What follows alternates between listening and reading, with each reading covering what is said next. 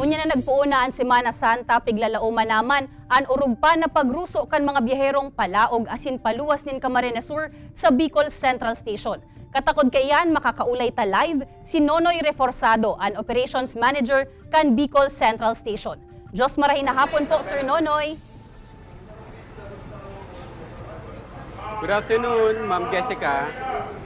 Sir, sa pagpuon po kan Semana Santa, kumusta na po ang sitwasyon sa Bicol Central Station? Noorin po ang piglalauman tang pagdagsa kan mga pasahero.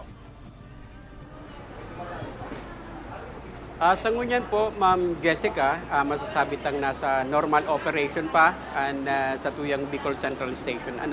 Pero arkan inaasahan ta, medyo nagtaas na sa tuyang mga bus arrivals from the terminals in Metro Manila.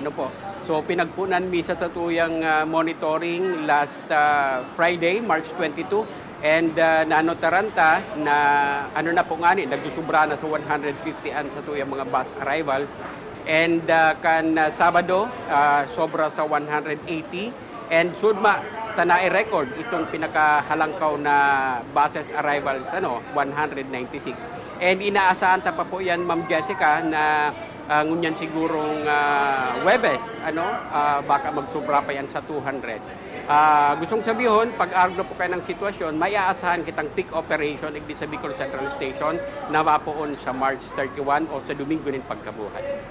O yun po, sir, na reresata na nga ni po ang pagruso kan mga biyahero. Ano po ang mga ilalatag na security protocols sa terminal? Opo, usually ang ginigibot po hindi ensure ang satuya pong mga personnel sa Bicol Central Station naka-deploy in the 100%, especially si satuya mga pag-iriba na nasa operation, si satuyang mga public safety unit operatives, and then si satuya pong nasa maintenance.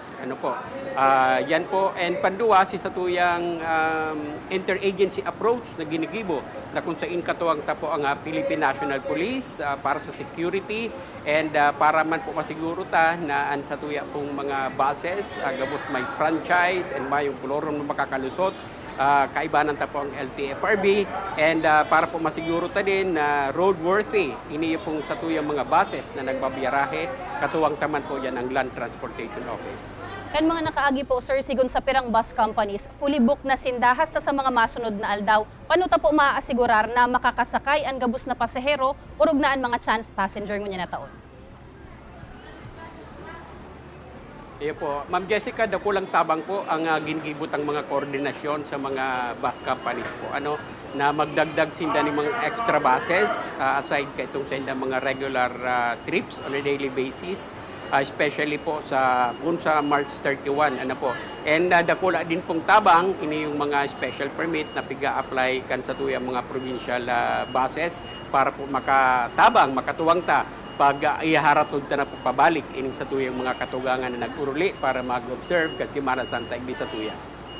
Puring kahaputan na lang po, sir, ano po ang mga pagirumdum ta sa mga driver asin biyahero ngunya na Semana Santa? Opo, sa lado po kan mga pasahero especially, pag-arog po kaniyong igwang season, inaasahan ta na dakol po ang mga nagagamit kang satuyang national roads, sarabay-sabay kayan ang mga public utility vehicles, ini yung mga private vehicles.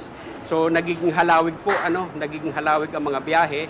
So ang pagiramdam ta po sa mga pasahero, magpasiguro po, especially ning pagkakan, tubig, para in kaso magkaigwang stranded sa alanganin na lugar, day po kita magugutom.